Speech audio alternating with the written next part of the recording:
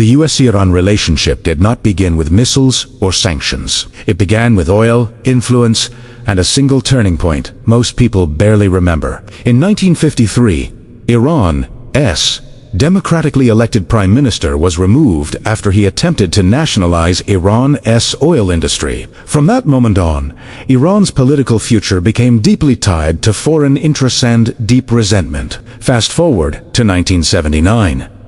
The Iranian Revolution overthrew the Shah and replaced him with an Islamic republic that defined itself in opposition to American power. That wasn't just ideological. It was structural. From that point forward, the US became the symbol of foreign domination. Iran became the symbol of resistance to Western control. And once identities harden like that, conflict doesn't need constant fighting to survive. It only needs memory. For decades, the two countries avoided direct war but fought everywhere else. Through sanctions, through proxy groups, through economic pressure, through intelligence and cyber warfare. This wasn't peace. It was managed hostility, and managed hostility only works until it doesn't. Origins: how today's tensions were born, 3:30 to 6 o'clock. The modern phase of US-Iran tension didn't start with one missile strike or one speech. It started with pressure compounding over time. Economic sanctions slowly tightened Iran's economy. Oil exports fell. Currency weakened. Everyday life became harder for ordinary Iranians. At the same time, Iran expanded its regional influence, supporting allied groups, increasing its military footprint, signaling that pressure would be answered, not absorbed. This created a dangerous loop. The US increased pressure to force compliance. Iran increased resistance to avoid humiliation. Neither side could retreat without looking weak. And here's the twist most people miss.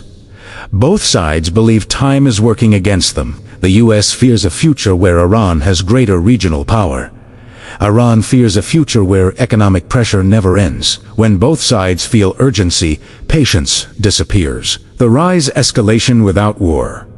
6 o'clock to 9 o'clock, 4 years. Escalation happened just below the threshold of war. Sanctions became more severe.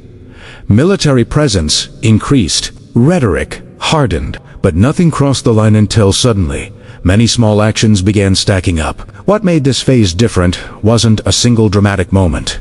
It was frequency. More incidents, more warnings, less diplomatic space, and most importantly, less trust that the other side wants to avoid disaster. History shows us this pattern clearly.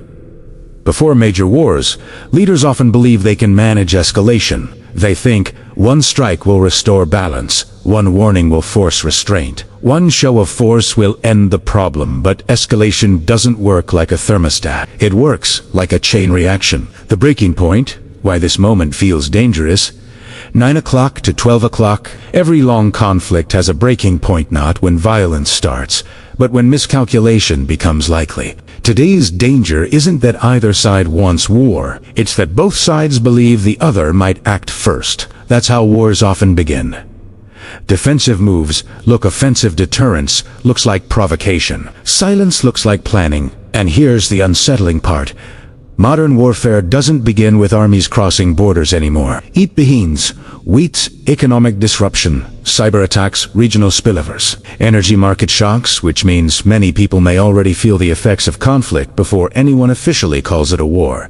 Who pays the price? 12 o'clock to 14:30. If tensions escalate further, the consequences won't stay regional. Oil prices don't care about politics. Global markets don't wait for clarity. Supply chains don't pause for diplomacy. History tells us the fallout spreads outward. Energy costs rise, inflation increases. Developing economies suffer. First, ordinary citizens pay the price. And ironically, the people with the least influence over these decisions are usually the ones who feel them most. War, even the threat of it, is never contained. Failed fixes, why past solutions, didn't last 1432, 1630. There have been attempts to reduce tensions, agreements, talks, deals. But many failed for the same reason. They focused on short-term stability, not long-term trust. Pressure was paused, not resolved. Fear was managed, not eliminated. And without trust, every agreement becomes temporary.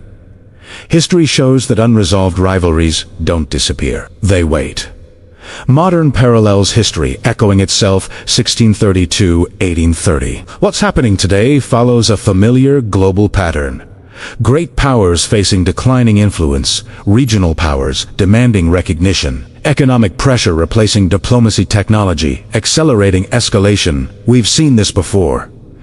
Different names, same dynamics, and every time, the world underestimated how quickly unlikely conflicts became inevitable. Takeaway number 1. Wars rarely start because people want them. They start because leaders believe they can control them. Takeaway number 2. Economic pressure is not neutral. It reshapes societies, politics, and future decisions. Takeaway number 3. The most dangerous phase of conflict is not open war but the moment right before it. Final warning and open-ended thought. 20 o'clock to 21 o'clock. The real question isn't will the US and Iran go to war. It's whether the world recognizes escalation before it becomes irreversible. History doesn't repeat itself exactly, but it often rhymes.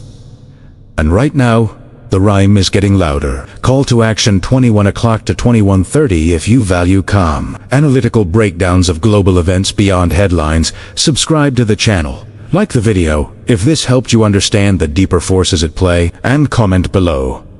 Do you think this tension will or are we watching the early chapters of something much bigger? Because the most important stories are rarely the loudest. They're the ones unfolding quietly, right in front of us.